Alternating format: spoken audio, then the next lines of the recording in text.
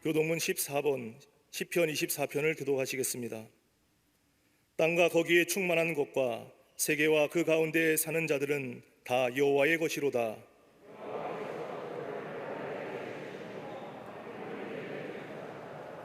여호와의 산에 오를 자가 누구며 그의 거룩한 곳에 설 자가 누구인가?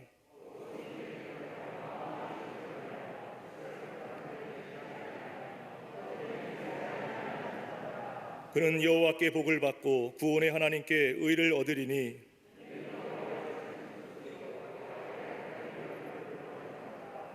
문들아 너희 머리를 들지어다.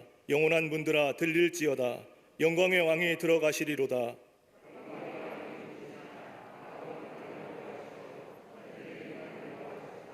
문들아 너희 머리를 들지어다. 영원한 문들아 들릴지어다. 영광의 왕이 들어가시리로다.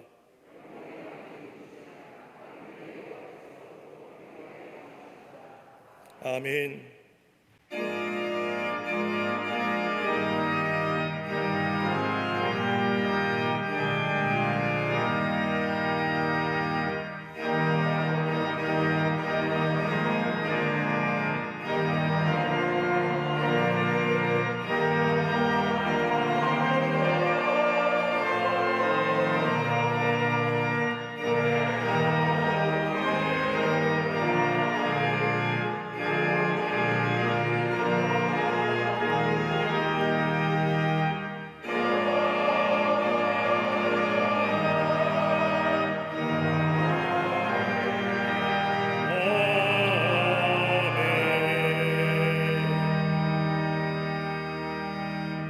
전능하사 천지를 만드신 하나님 아버지를 내가 믿사오며 그 외아들 우리 주 예수 그리스도를 믿사오니 이는 성령으로 잉태하사 동정녀 마리아에게 나시고 본디오 빌라도에게 고난을 받으사 십자가에 못 박혀 죽으시고 장사한 지 사흘 만에 죽은 자 가운데서 다시 살아나시며 하늘에 오르사 전능하신 하나님 우편에 앉아 계시다가 저리로서 산자와 죽은 자를 심판하러 오시리라.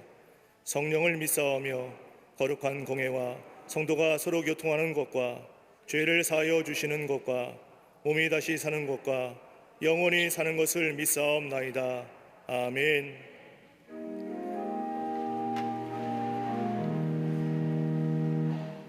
은혜와 긍휼이 풍성하신 하나님 아버지, 거룩하고 복된 주일을 허락하시사 신령과 진정으로 예배드리게 하심에 감사를 드립니다. 주님께서 주신 복음과 교회를 사모하는 마음으로 예배의 산 제물이 되어 주님 앞에 드려질 때 감당할 수 없는 은혜로 온 교회를 충만하게 하사 온전한 회복과 치유를 경험하게 하여 주시옵소서.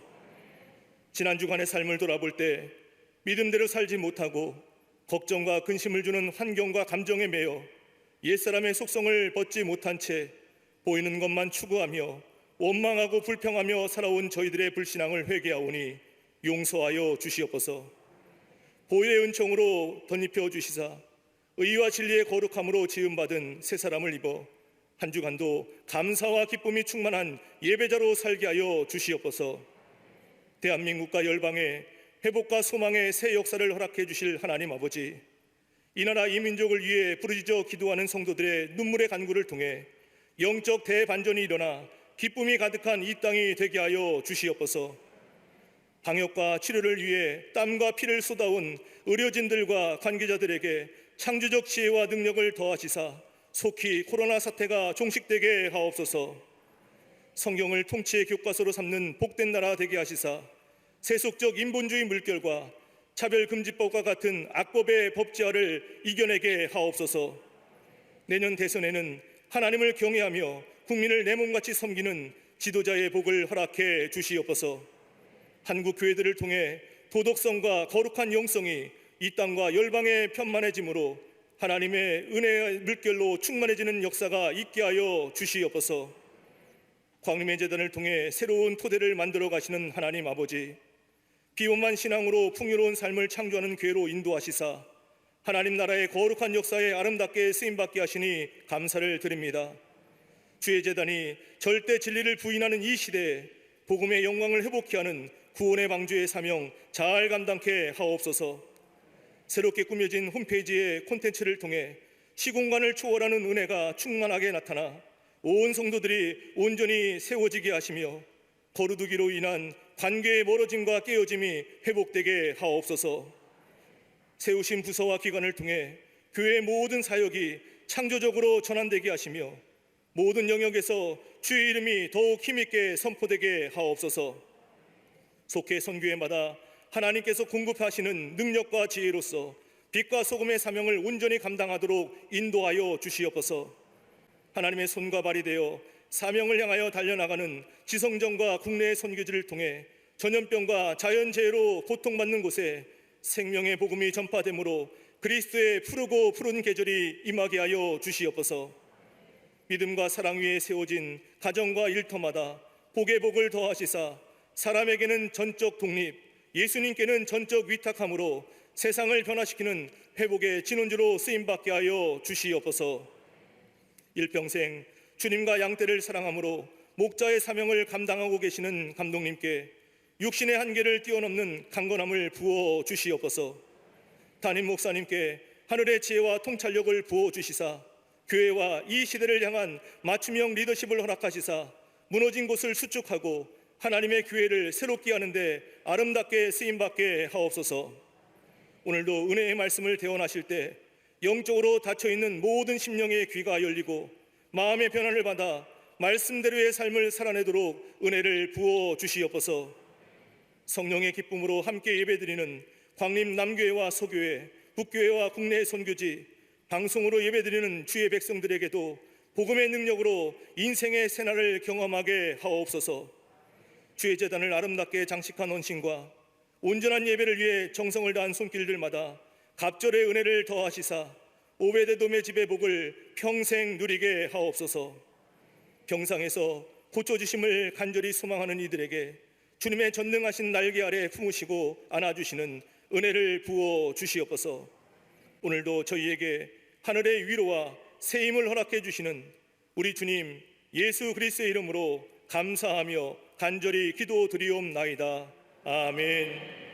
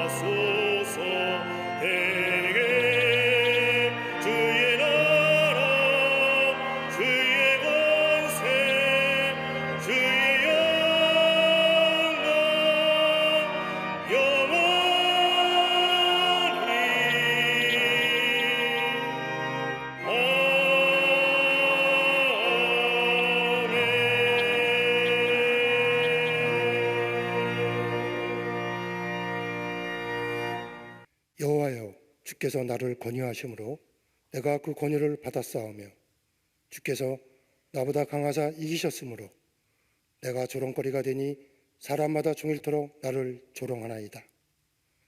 내가 말할 때마다 외치며 파멸과 멸망을 선포하므로 여호와의 말씀으로 말미암아 내가 종일토록 치욕과 모욕거리가 됨이니이다. 내가 다시는 여호와를 선포하지 아니하며 그의 이름으로 말하지 아니하리라 하면 나의 마음이 불붙는 것 같아서 골수에 사무치니 답답하여 견딜 수 없나이다. 나는 무리의 비방과 사방의 두려워함을 들었나이다.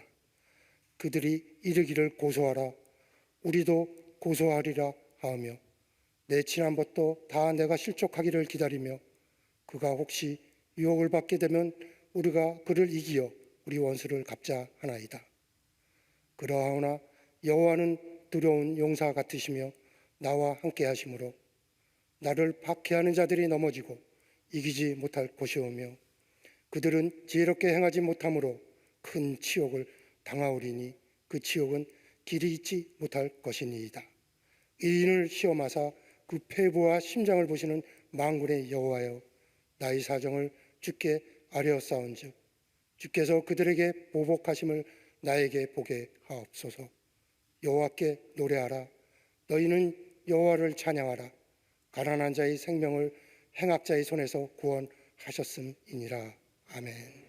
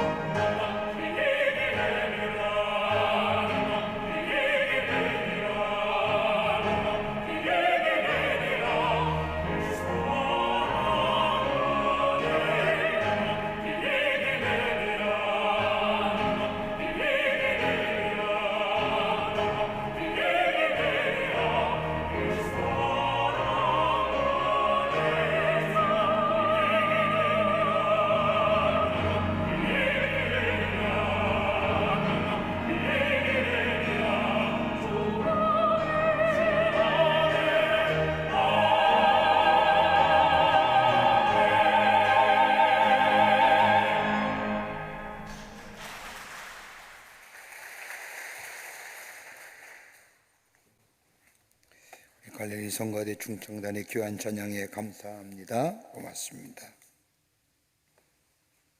이 세상은 우리가 알지 못하는 질병 속에 삽니다. 아무리 과학기술이 발달하였고 또 많은 발전을 가져왔다 할지라도 우리 과학으로 해결하지 못하는 질병이 많이 있음을 보게 됩니다.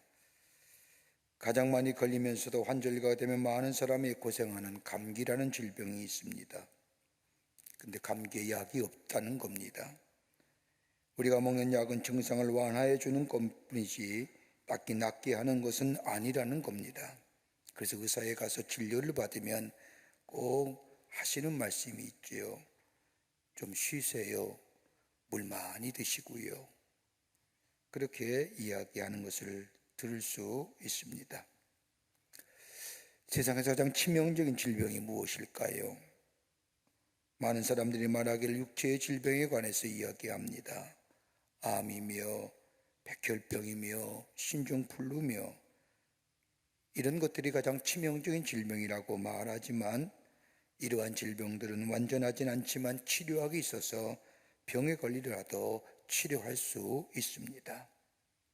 근데 지금의 창궐하는 코로나 바이러스는 치료하는 치료약이 없다는 것이 문제입니다. 더더욱이 두려운 것이 있다고 한다면 전염성이 강하다는 겁니다. 오늘 우리가 함께 드린 이 예배 흔히 비대면 예배라고 얘기하는데 왜 비대면 예배 드리는 겁니까? 전염이 있기 때문에, 감염성 미역이 있기 때문에 모이지 말라는 겁니다. 얼마 전에 미국의 한 크리스천 매거진에서 발표한 것을 보면 코로나로 인해서 약물 복용 과다로 지난해 한 해 동안 숨진 사람이 미국의 경우입니다만 9만 3천 명이 된답니다. 자가격리와 봉쇄 정책으로 인한 고립감과 고독감에 견디지 못해서 약물을 과다하게 복용하여 죽은 사람, 그 약물이 사인의 직접적인 영향이라는 겁니다. 통계적으로 보면 하루에 250명이 죽어가고 시간당 11명이 고립감과 고독감 가운데 견디지 못해서 과다 약물 복용하여 죽어간다는 겁니다. 우리나라는 직접적인 통계가 안 나왔지만 코로나 인하여 갖는 심리적이고 정신적인 압박감으로 인한 고독감과 고립감, 아마 코로나가 잠식되거나 끝날 쯤엔 우리 사회의 큰 병리적인 현상으로 나타날 것입니다. 이건 우리나라만 가지고 있는 문제가 아니라 전 세계가 가지고 있는 현상이요 문제일 겁니다. 어떻게 치유할 것인가? 그런데 질병에 걸리면 인간이 갖는 공통적인 특징이 하나 있다고 한다면, 심리적 현상이 있다고 한다면 그것은 다름이 아니라 절망이라는 겁니다. 절망감이라는 것을 심리적 현상으로 생각하지만 어떻게 보면 이 또한 우리 안에 또 하나의 질병이라 생각할 수 있을 겁니다. 어떠한 사람도 여기에 예외함이 없습니다. 누구나 한 번쯤은 깊은 절망을 통하여 삶의 침체에 빠진 것을 경험한 적이 있습니다. 삶을 어둡게 하고 침체로 빠진 이 절망에는 몇 가지의 특징적 요소가 있습니다. 하나는 뭐냐? 누구에게나 해당된다는 겁니다. 누구에게나 다 해당됩니다. 예외가 없습니다. 한 번도 낙심한 적이 없다, 절망이 없다, 거짓말입니다. 또 하나의 특징인 반복된다는 겁니다. 한 번으로 끝나는 것이 아니라 마치 바닷가의 물과 썰물처럼 한 번 들어왔다가 나가면 끝이 된 것 같은데도 어느덧 또 다른 절망이 우리 가운데 찾아와 우리의 삶을 기만 침체로 빠져들게 하는 것을 경험하게 됩니다. 또 하나의 특징은 전염성이 강하다는 겁니다. 이 절망의 어두운 그림자가 찾아오면 나에게도 좋지 못한 영향을 미칠 뿐만 아니라 다른 사람에게도 좋지 못한 영향을 끼칩니다. 여러분, 가족에서 한 사람이 절망하고 삶의 침체에 빠지면 그 가족 모두가 다 삶의 어둠에 있는 것처럼 전염성이 강합니다. 근데 이 절망이 왜 이렇게 우리의 삶 속에 어둠과 삶의 지체를 가져주는 원인이 어디에 있느냐? 다름이 아니라 인간이기에 가능한 겁니다. 그 이유가 뭐냐? 의식이 있기 때문입니다. 의식이 있는 사람은 다 누구나 두려움이 있습니다. 죽은 사람은 아무런 감각이 없고 의식이 없기 때문에 느낌이 없습니다마는 살아있는 생명은 두려움이란 것, 의식이 있기 때문에 이 절망을 느낀다는 겁니다. 또 하나 있다고 한다면 어설픈 지식이 우리라 하면 삶의 절망 가운데 빠지게 한다는 겁니다. 여러분, 지식이 많으면 많을수록 삶의 깊은 자리에 들어가면 들어갈수록 신앙도 마찬가지입니다.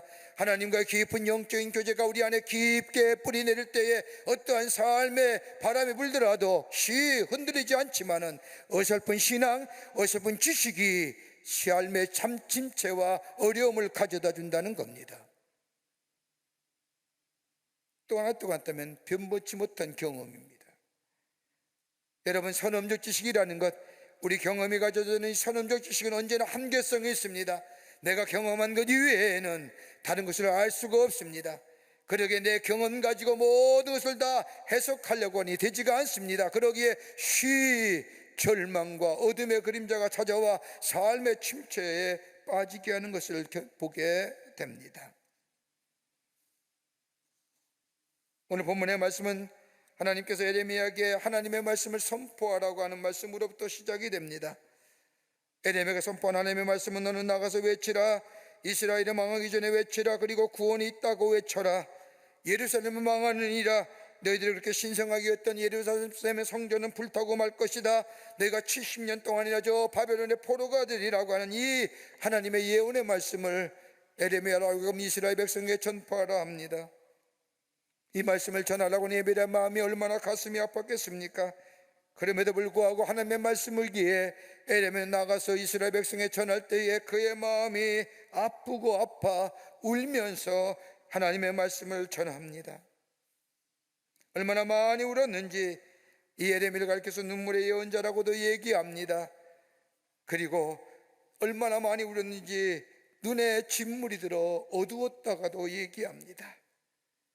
그렇게 눈물로 점철된 하나님의 말씀을 전했던 이 예레미야, 그러기에 예레미야 10장서부터 20장까지의 말씀을 가만히 읽어보면 한 예레미야의 한 편의 시라고 얘기하면서 6편의 시가 기록되어져 있습니다.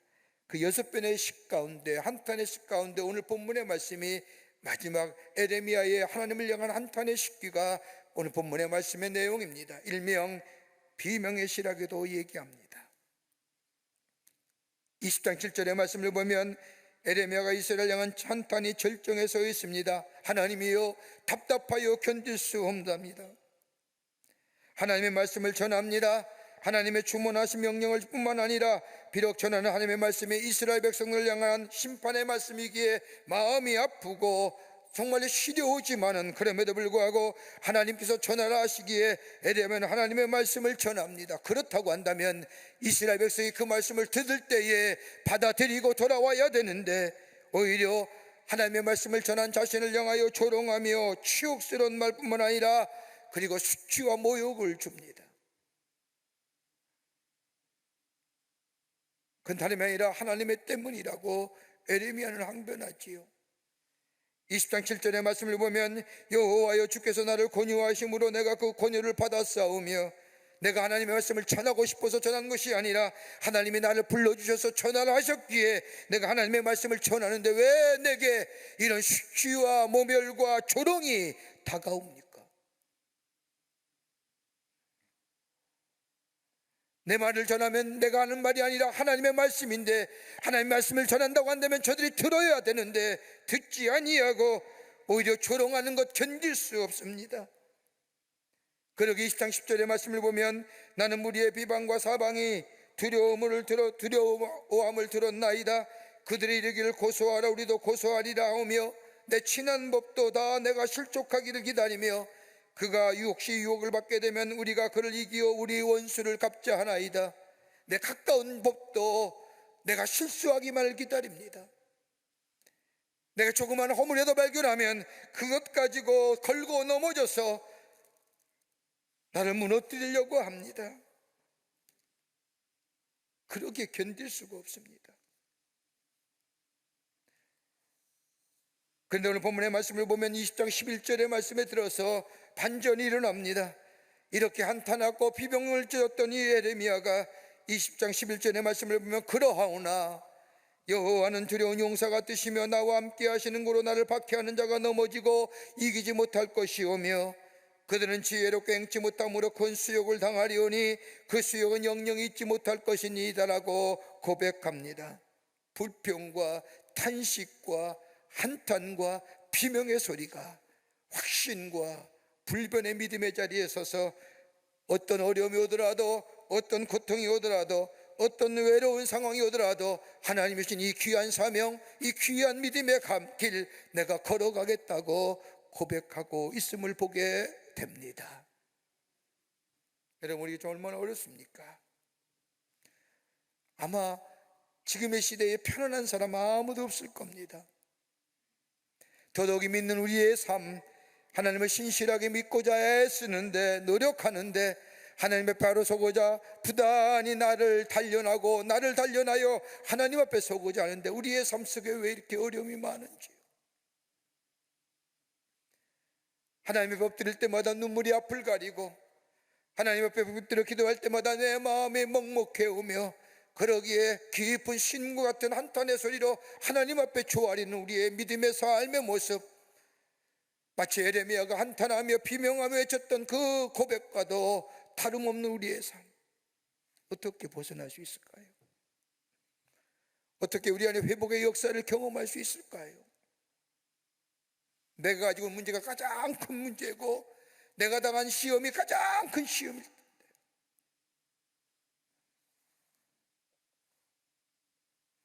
자신이 처한 위험한 상황, 고통스러운 상황, 외로운 상황을 외쳤던 이 에레미야, 그러나 하나님을 믿습니다. 하나님 앞에 섭니다. 새롭게 반전의 삶, 반전의 드라마 역사를 써내려갔던 이 에레미야, 왜 그랬을까요? 오늘 본문의 말씀을 통해서 함께 말씀을 나누며 기도의 제목과 더불어 은혜 받기를 원합니다.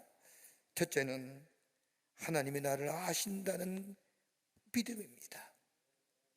내 마음과 내 형편과 내 심중을 아시는 하나님, 오늘 본문의 말씀은 하나님께서 에레미야를 통하여 이스라엘을 망한다, 예루살렘 선전은 파괴될 것이다, 바벨론의 포로가 될 것이다, 가대 70년 동안 포로 생활할 것이라고 하는 이 놀라운 무서운 심판의 말씀을 전한 이 에레미야, 그런데 이스라엘 백성은 꿈쩍하지도 않습니다. 오히려 조롱합니다. 그러기 20장 7절의 말씀을 보면 내가 조롱거리가 되니 사람마다 종일토록 나를 조롱하나이다. 내가 하나님의 말씀을 전하는데 저들이 따라오는 것은 조롱거리입니다. 비난입니다. 욕설입니다. 하나님 어떻게 된 겁니까? 내 말씀 전하는 거 아닙니다. 하나님의 진리의 말씀 전하는 겁니다. 한마디로 고독한 투쟁이라 하실 것이고 진리와 거짓의 투쟁이라고 할 것이고, 마치 거짓이 진리를 이기는 것 같고 세속이 하나님의 거룩한 삶을 넘어서는 것 같습니다라고 하는 이 에레미야 고백, 하나님의 말씀이 무너져 내려가는 것 같은, 여러분, 신앙이 어떤 무엇일까요? 신앙은 히브리어 말로 에무나라고 얘기하고 헬라어로는 피스티스라고 얘기하는 이 단어 속에는 한 가지 공통적으로 있는 단어가 있는데, 의미가 있는데 진실입니다. 그러게 믿음에는 진실함입니다. 하나님을 향한 진실함, 이것이 곧 신앙이요 하나님께 향한 믿음이라 할 것입니다. 여러분, 시편 139편 17절 이하의 말씀을 보면 다윗의 유명한 기도문이 나옵니다. 다윗의 기도문은 그냥 쓴 기도문이 아니라 자신의 인생의 여정을 뒤돌아보며 하나님이 자신의 삶을 어떻게 인도했는지, 시기도 있었고 질투도 있었고 시험도 있었고 위험도 많았지만은 그럼에도 불구하고 하나님의 은혜로 인도함 받아 저 이스라엘 왕의 초대 왕의 통일 왕국을 이뤘던 이 다윗, 자신의 인생을 뒤돌아보며 하나님 앞에 고백했던 이 시편 139편의 기도의 내용에 가장 하나의 포인트가 있다고 한다면 다름이 아니라 하나님이 나를 아십니다라고. 시편 139편 13절의 말씀을 보면 하나님께서 내 형질이 이루어지기 전부터 나를 아십니다라고 고백합니다. 이 말씀은 나라는 모습이 생기기 전부터 나를 아셨다는 고백입니다. 내 성격, 내 성질, 내 단점, 내 장점, 대나가 내 부끄러운 과거까지라도 내가 무엇을 생각하는지 내 본질을 아신 우리 하나님, 내 깊은 비밀을 아실 뿐만 아니라 더 나아가 나의 욕망까지도 알고 계시는 우리 하나님, 내가 필요한 것이 무엇인지 그도 아실 뿐만 아니라 내 미래까지도 알고 계시고 그의 의로운 장중에 붙잡고 계시는 우리 하나님, 그게 나를 아신다는 거예요. 이 고백에는 다른 것이 아닙니다. 하나님이 나의 삶을 인도해 주신다는 겁니다. 나를 아신다고 하는 이 고백 속에는 하나님이 나의 삶을 인도하고 계신다는 고백입니다. 저 요나의 고백처럼 주를 떠나 다시스로 피해가도 주님은 다시스 밭길에서 요나를 만나주시며, 엘리야처럼 하늘에 올라가도 하늘에서 만나주시며, 새벽내를 타고 먼 바닷끝으로 가더라도 하나님은 거기서 계셔 나를 만나주시는, 내 삶의 여정 가운데 계실 뿐만 아니라 내 삶을 인도해 주시는 전지전능하신 그 하나님이 나의 삶을 인도하고 계신다는 고백입니다. 이게 나를 아신다는 겁니다. omnipresence입니다. 또 하나 있다고 한다면 하나님의 사랑은, 나를 향한 사랑은 변함이 없다는 고백입니다. 나를 아신다고 하는 것은 하나님의 사랑은 여전히 내가 어느 자리에 있든지 나를 향한 하나님의 사랑은 변함이 없다는 겁니다. 여러분, 안다는 게 어떤 의미일까요? 그냥 안다는 걸까요? 지식적인 것이 아니라 체험적인 겁니다. 야다라고 하는 겁니다. 경험되어지는 겁니다. 하나님이 나를 아신다는 것은 내 허물도 아시고 내 부글거리는 성질도 아시며 내 형편과 저질을 다 알고 계실 뿐만 아니라 그럼에도 불구하고 나를 사랑하신다는 고백입니다. 그게 하신다는 겁니다. 그러게 나를 사랑하실 뿐만 아니라 나의 삶을 인도하시기에 그 하나님을 향하여 안다는 고백입니다. 여러분, 이스라엘 백성이 출애굽하여 40년 동안 광야를 헤매게 하셨던 하나님, 하나님이 이스라엘 백성의 형편과 처지를 모르셔서 이스라엘 백성을 헤매게 하셨을까요? 아닙니다. 이스라엘 백성을 향하여 너무나도 잘 알고 계시는 하나님, 그러게 이스라엘 백성을 하나님은 저 거친 광야의 길로 내몰아가십니다. 그 광야의 40년의 긴 시간 동안 저들의 노예 근성을 변화시켜 주시고 하나님만을 의지하게 하시고 하나님이 저들의 삶의 인도되심을 깨닫게 해주시며 그러기에 표적과 기사를 보여주시며 만나와 메추라를 먹이실 뿐만 아니라 바람 푸는 기둥과 바람 불기둥으로 저들의 삶을 인도하신 하나님, 그러게 궁극적으로 나의 삶의 주인은 하나님이라 이 고백을 듣기를 원하셨던 우리 하나님, 그러기에 저들을 광야의 길에 내몰아치시며 훈련하여 연단하여 하나님의 사람으로 서기를 원하셨던 우리 하나님이십니다. 나를 아신다는 거예요. 내 형편과 처지를 알고 계신다는 겁니다. 옛날 이야기입니다. 미국과 캐나다 사이에 나이아가라 폭포가 있습니다. 그 폭포 바로 밑에는 폭포수가 떨어지면 물결이 소용돌이치게 물살이 셉니다. 거기에 거룻배를 모는 한 노인이 있었습니다. 몇 사람이 관광차와 이 노인이 노젓는 거룻배에 올라탑니다. 물결을 빌빌 돌면서 배가 나아갑니다. 타고 있던 한 사람이 겁에 질려서 노를 젓는 노인에게 묻습니다. 너보노시오 노인장, 왜 그러시오? 노인장은 몇 년 동안이야 여기서 이 배에 노를 쥐었습니까? 라고 묻자 이 노인이 한 20년 넘는 것 같습니다. 그 사이에 사고 난 적은 없었습니까? 노인이 대답합니다. 아직까지는 없었어. 꼭 사고가 나게 되어 있지만 아직까지는 사고가 없었어 라고 얘기합니다. 이 말을 들은 사람들이 더욱 겁이 납니다. 벌벌 떠르면서 이래라 저래라 이쪽으로 가라 저쪽으로 가라 사공한테 말이 많아졌습니다. 이때 사공이 사람들을 바라보면서 이야기합니다. 여보시오, 당신들도 좋을 줄 아시오? 모릅니다. 그러면 입 다물고 있어요. 누구는 내가 줬는 것입니다.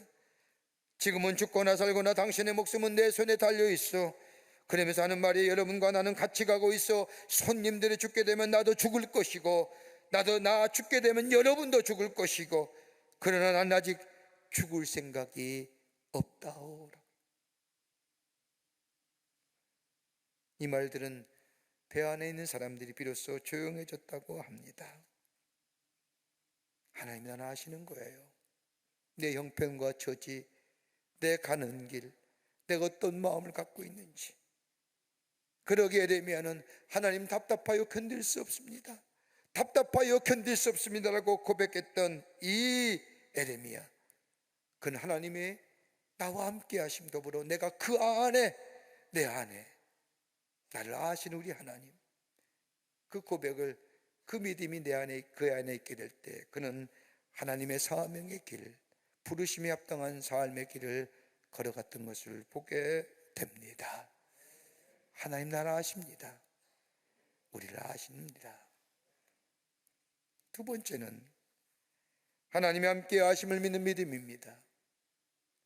에레미야서 20장 11절 말씀을 보면 그러나 여호와는 두려운 용사 같으시며 나와 함께 하시는 거로 나와 함께 하시는 하나님이에요.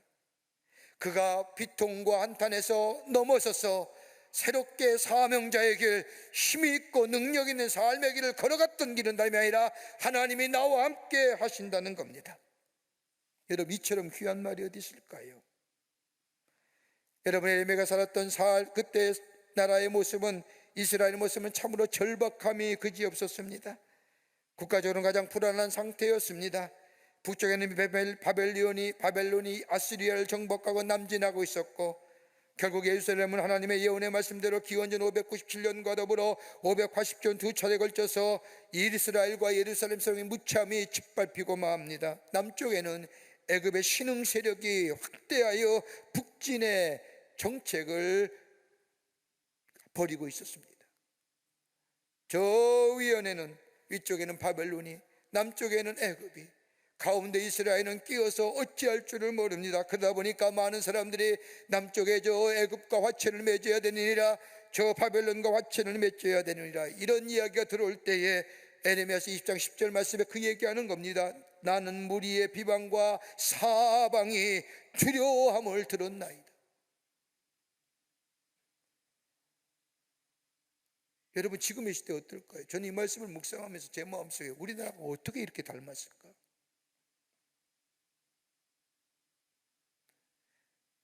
여러분, 지금 더더욱 그러하지 않습니까? 여러분, 코로나 사태가 우리나라의 문제뿐만 아니라 전 세계의 문제입니다. 수만 명이 코로나에 감염되어서 여기저기서 죽음의 소리가 들려오는 지금, 여러분 가만히 보세요. 지구촌의 문제이지 않습니까? 어떻게 보면 지금까지 지구촌의 문제라고 얘기했던 저 빈곤의 불균형, 경제의 불균형, 자연 생태계의 문제, 핵의 문제, 우리나라에도 치면 남북의 문제, 한꺼번에 이 코로나거나 미신류 같은 이 코로나 사태에 블랙홀까지 빠져든 거예요. 여기 아무런 대답이 없습니다. 해답이 있습니까? 그러니까 불안한 거예요. 그러니까 답답한 겁니다. 아무런 대답을 못 주는 이때에 성경은 우리에게 대답하시지요. 내 삶의 곤고함이, 불안이, 어려움이, 막연함이, 절망이, 좌절이, 사방이 다 어둠으로, 사방이 다 가로막달지라도 길이 있느니라. 어디요? 눈을 들어 하나님을 바라보라는 거예요. 하나님께 집중하라는 겁니다. 그러면 하나님이 새로운 길을 열어주신다는 겁니다. 여러분, 시편 62편 1절과 2절의 말씀을 보면 나의 영혼이 잠잠히 하나님만 바라보며 나의 구원이 그에게서 나는도다. 오직 저만이 나의 반석이시요 나의 구원이시요 나의 산성이시요 내가 크게 요동치 아니하리로다고 하는 이 다윗의 고백처럼 하나님만, 거기만이 구원이 있습니다. 여러분, 한국의 지성이라고 하는 이어정 박사님이 예수를 믿는다는 것에 대하여 한국 사회에 큰 반향을 일으켰습니다. 이성의 논리로 무장하고 기독교에 대하여 비판적 사고를 버리지 않았던 이 박사가 예수를 믿고 난 이후에 한 사람이 찾아가서 물었습니다. 어떻게 예수를 믿게 됐습니까? 그때 그분이 하는 말, 절망해보지 않는 사람은 절대로 영성을 가질 수 없습니다. 절망해보지 않는 사람은 하나님을 찾을 수 없다는 거예요. 자기 파괴란 극단적인 것이 없이는 하나님을 찾기가 어렵습니다. 세속적으로 편안한 사람은 하나님을 받아들이기 힘듭니다. 절망과 좌절을 세속적인 것으로 해보려고 하는 사람은 끝내 그에게는 공허함과 고독감만 남을 거예요.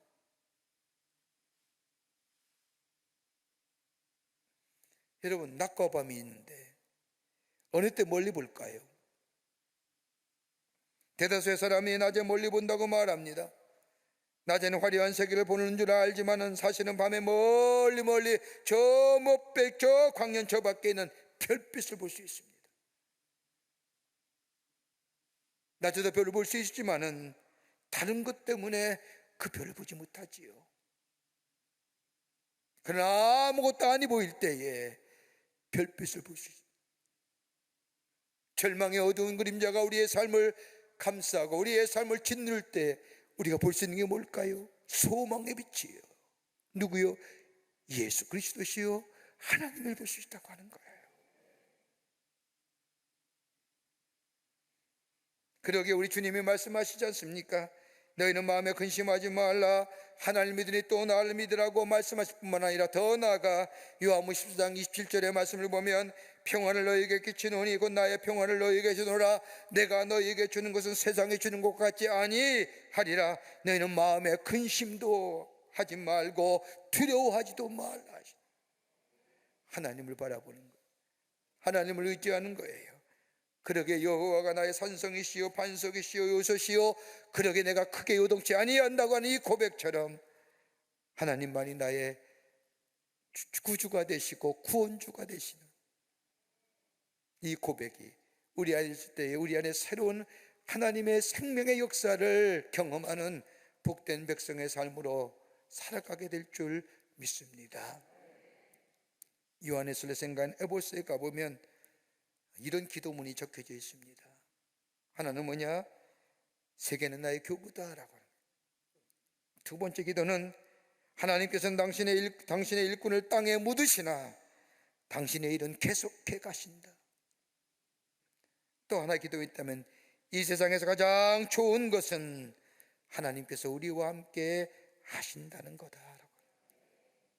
하나님 함께 하십니다.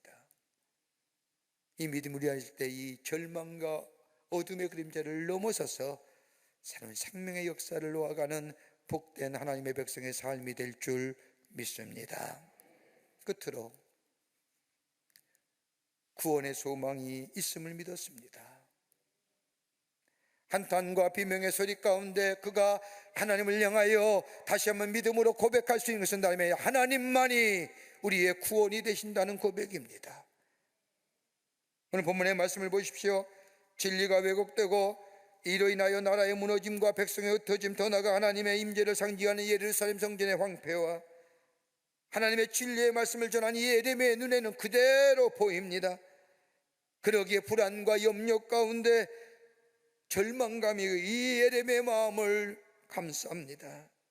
그런데 예레미야는 그 땅의 것을 바라보는 것이 아니라 눈을 들어 하나님을 바라보고 하나님께 소망을 두고 하나님만이 우리의 구원의 소망이 된다고 고백합니다. 그러기에 그 고백이 20장 11절입니다. 하나님이 나와 함께 하심으로 박해하는 자가 이기지 못할 것이며 지혜롭게 행하지 못함으로 큰 치욕을 당할 것이며 주께 기도할 때 기도에 응답해 주실 것이며 더 나아가 이로 인하여 하나님이 하나님 되심이 드러나게 될 것입니다라고 고백합니다.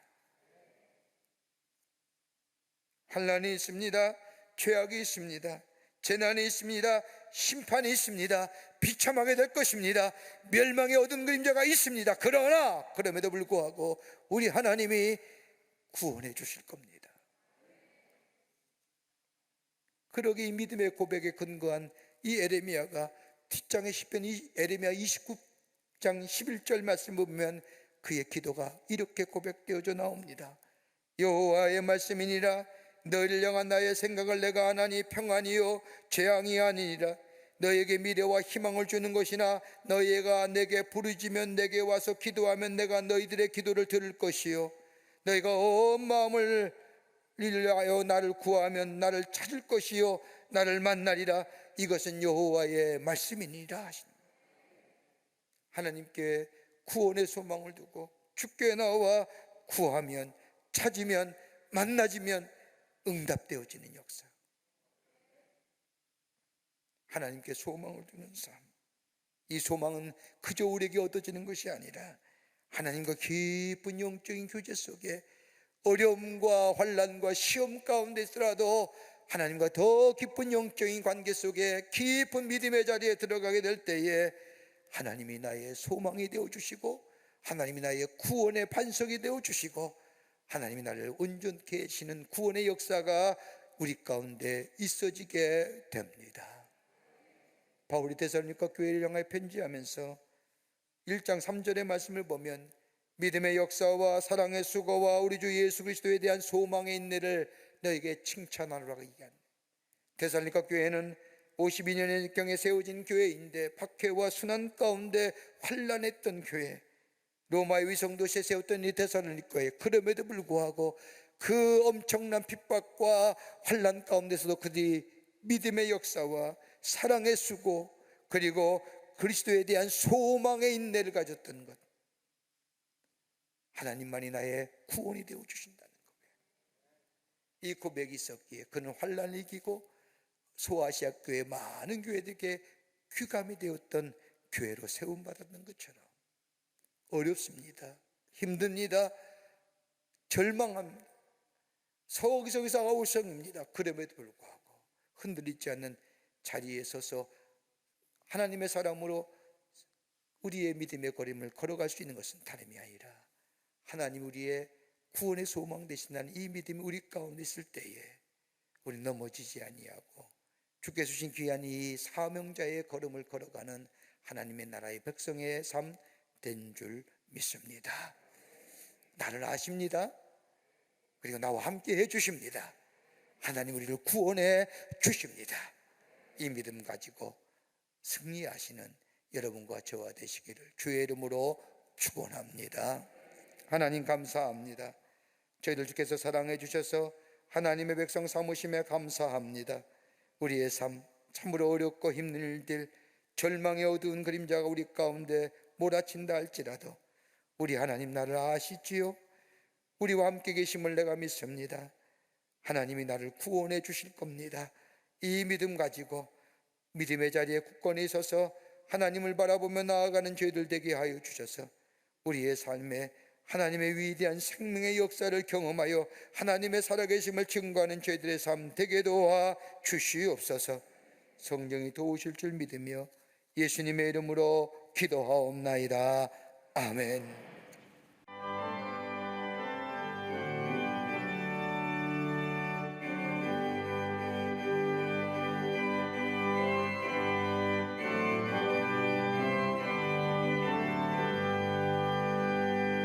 너희 마음에 슬픔이 가득할 때 주가 위로해 주시리라.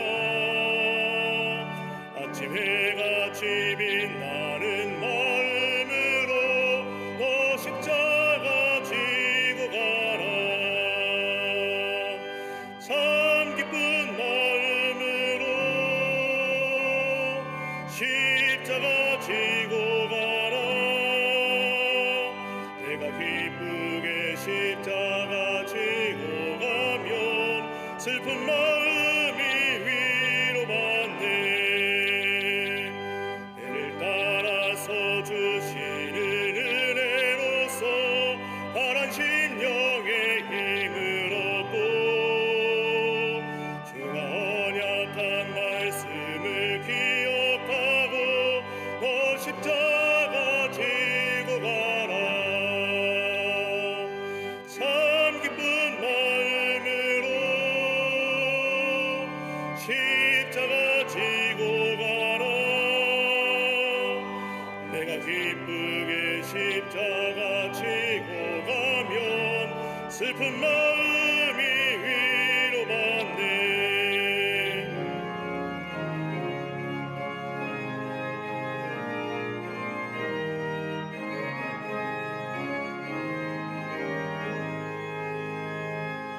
내가 맡은 일 성실히 행할 때에 주님 앞에서 상 받으리. 주가 베푸신 은혜를 감사하며 너 십자가 참 기쁜 마음으로 십자가 지고 가라. 내가 기쁘게 십자가 지고 가면 슬픈 마음이 위로받네.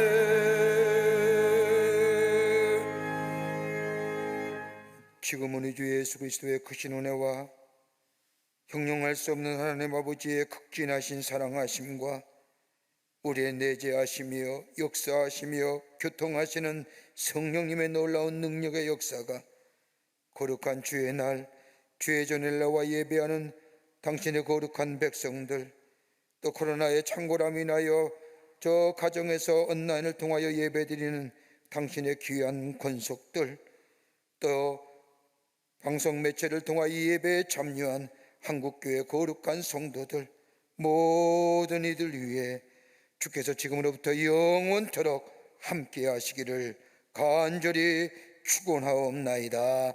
아멘. 조신 하나님, 조신 하나님, 참 좋으시도다.